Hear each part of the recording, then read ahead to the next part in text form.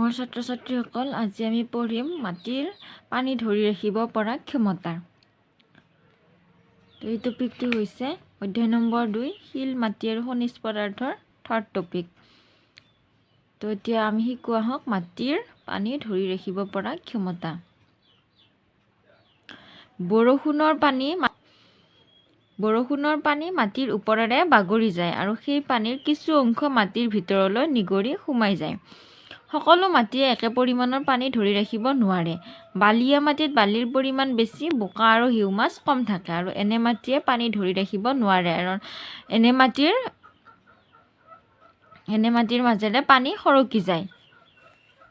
তাৰপিছত বোকা মাটিত বোকা বেছিকৈ থাকে আৰু বালি আৰু হিউমাছ কমকৈ থাকে। বোকা মাটি আতলীয়া হয় আৰু সেইবাবে এনে মাটিয়ে পানী ধৰি ৰাখিব পাৰে আৰু সেইবাবে বোকা মাটি ভালদৰে চহাব নোৱাৰি।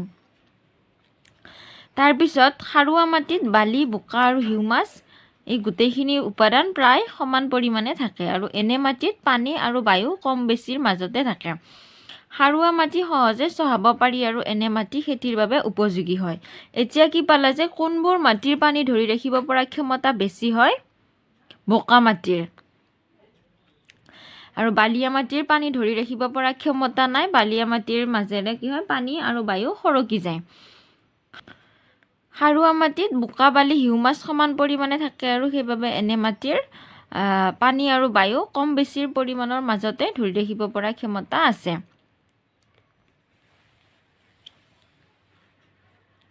তো এতিয়া আমি পঢ়িম সাৰ কি। সাৰ কি হয় যে যিবোৰ পদাৰ্থই মাটি সাৰুৱা কৰে সেইবোৰকে সাৰ বোলে। আৰু সাৰত উদ্ভিদৰ বাবে পুষ্টিকৰ পদাৰ্থ থাকে। উদ্ভিদৰ বাবে যিবোৰ পুষ্টিকৰ পদাৰ্থ সেইবোৰ সাৰত থাকে। সাৰ দুই প্ৰকাৰৰ। কি হয় যে জৈৱিক সাৰ আৰু ৰাসায়নিক সাৰ। জৈৱিক সাৰ কোনবোৰ?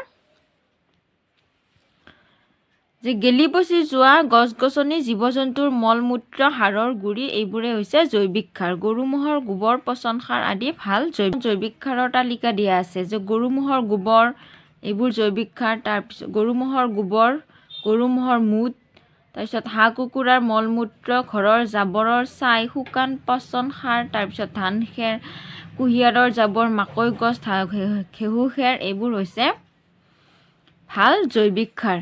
জৈৱিক সাৰে মাটি কোমল কৰে আৰু তেনে মাটিয়ে ঠিক পৰিমাণত বায়ু ধৰি ৰাখিব পাৰে। তো জৈৱিক সাৰ আমি ঘৰতে উৎপন্ন কৰিব পাৰোঁ, হয়নে? ঘৰতে জাবৰ জোথৰ পেলাই সেইবোৰ পচাই আমি জৈৱিক সাৰ উৎপন্ন কৰিব পাৰোঁ। এতিয়া আমি পঢ়িম ৰাসায়নিক সাৰ। আমাৰ অসমৰ নামৰূপত ৰাসায়নিক সাৰ প্ৰস্তুত কৰা কাৰখানা আছে। তো কল কাৰখানাত কিছুমান সাৰ প্ৰস্তুত কৰা হয় আৰু এনে সাৰবোৰকে ৰাসায়নিক সাৰ বোলে। তো ৰাসায়নিক সাৰ এইবোৰ নাম দিয়া আছে: urea, ammonium sulphate, super phosphate, muriate of potash. ৰাসায়নিক সাৰৰ পৰা গছ বনে প্ৰধানকৈ নাইট্ৰজেন, পটাছিয়াম আৰু ফছফৰাছ নামৰ পদাৰ্থ শুহি লয়। তো মাটিৰ গুণাগুণ পৰীক্ষা কৰিহে সাধাৰণতে ৰাসায়নিক সাৰ ব্যৱহাৰ কৰিব লাগে। ৰাসায়নিক সাৰ প্ৰয়োজনতকৈ বেছিকৈ দিলে সেই মাটিৰ গুণ নষ্ট হৈ যায়। তো সেইবাবে ৰাসায়নিক সাৰ ব্যৱহাৰ কৰাৰ আগত মাটিখিনিৰ গুণ ভালদৰে জানি ল'ব লাগে। ইয়াতে তোমালোকক পচন সাৰ কেনেকৈ তৈয়াৰ কৰা হয় ইয়াতে এটা আভাস দিয়া হৈছে। পিকচাৰটোত চোৱা যে প্ৰথমতে কি হয়, জাবৰ জোথৰ পেলাইছে আৰু জাবৰ জোথৰ পেলোৱা তাৰ ওপৰত কেঁচা পাত দিছে আৰু কেঁচা পাতৰ ওপৰত কেঁচা গোবৰ দিছে। গৰু ম'হৰ গোবৰ দি তাৰ ওপৰত মাটি দিছে। তো এইবোৰ কেইদিনমানৰ কাৰণে থৈ দিলে বস্তুবিলাক পচি সাৰ উৎপন্ন হয় আৰু সেই সাৰ খেতিত দিলে খেতি বাতি ভাল হয়। তো ইয়াৰ পিছত আছে মাটি সংৰক্ষণ। মাটি কেনেদৰে সংৰক্ষণ কৰিব পাৰি। মাটি সকলো জীৱৰ বাবে মূল্যৱান সম্পদ আৰু মাটিৰ গুণ নষ্ট হ'লে খেতি বাতি কমকৈ হয়। সেইবাবে মাটিৰ গুণ সদায় ঠিকমতে ৰাখিব লাগে। মাটিৰ গুণ ঠিকমতে নহ'লে খেতি বাতি নষ্ট হয়। বৰষুণ, গৰাখহনীয়া, বতাহ আদিৰ বাবেও মাটিৰ পৰিমাণ কমি আহে আৰু মাটিৰ পৰিমাণ কমিলে কিন্তু বহু সমস্যাৰ সৃষ্টি হয়। এতিয়া আমি কেনেকৈ মাটি সংৰক্ষণ কৰিব পাৰোঁ শিকোৱা আহা। তো চোৱা, বাৰিষা নদ নদী নদ নদীত পানী বেছি হয় আৰু তেতিয়া পানী বেগাই বয়। নদীৰ সোঁতে পাৰৰ মাটিবিলাক খহাই লৈ যায় আৰু এনে খহনীয়া ৰোধ কৰিবৰ কাৰণে নদীৰ পাৰত শিলৰ বান্ধ দিয়া হয়। ইয়াতে দেখিছেনে, এইবোৰ শিলৰ বান্ধ দিছে, ফলত কি হয়, তাৰ মাটিখিনি নদীৰ পানীয়ে খহাই লৈ যাব নোৱাৰে। আৰু নদীৰ পাৰত হয়তো গছ গছনি থাকিলেও কি হয়, গছ গছনিৰ শিপাই মাটি সামুচি ধৰি থাকে আৰু সেই মাটিও নদীৰ পানীয়ে খহাই নিব নোৱাৰে। তো তাৰপিছত 2 নম্বৰ পইণ্টত দিয়া আছে যে নদ নদীৰ অতিৰিক্ত পানীয়ে বানপানীৰ সৃষ্টি কৰে আৰু কিছুমান ঠাইত ঘৰ বাৰীও ডুব যায়। তো বানপানীক বাধা দিবলৈ মাথাউৰি নিৰ্মাণ কৰা হয়। মাথাউৰি ভালদৰে মজবুতকৈ সাজিলে সেই অঞ্চলত বানপানী নহয়। সৰু বৰ উদ্ভিদে মাটি বেছ ভালদৰে সংৰক্ষণ কৰে। গছ বনৰ শিপাই মাটিত সামুচি ধৰি থাকে আৰু গছ গছনি থকা মাটি পানীয়ে সোনকালে উটুৱাই নিব নোৱাৰে। গছ গছনি থাকিলে বতাহেও মাটি উৰুৱাই নিব নোৱাৰে আৰু গছ গছনি কমি গ'লে মাটিৰ গুণ কমি যায়। সেইবাবে গছ গছনিৰ খুবেই দৰকাৰ হয়। তো এতিয়া লাষ্ট পইণ্টত দিয়া আছে যে মাটি আৰু খেতি। তো কোনবোৰ মাটিত কোনবোৰ খেতি ভাল হয়।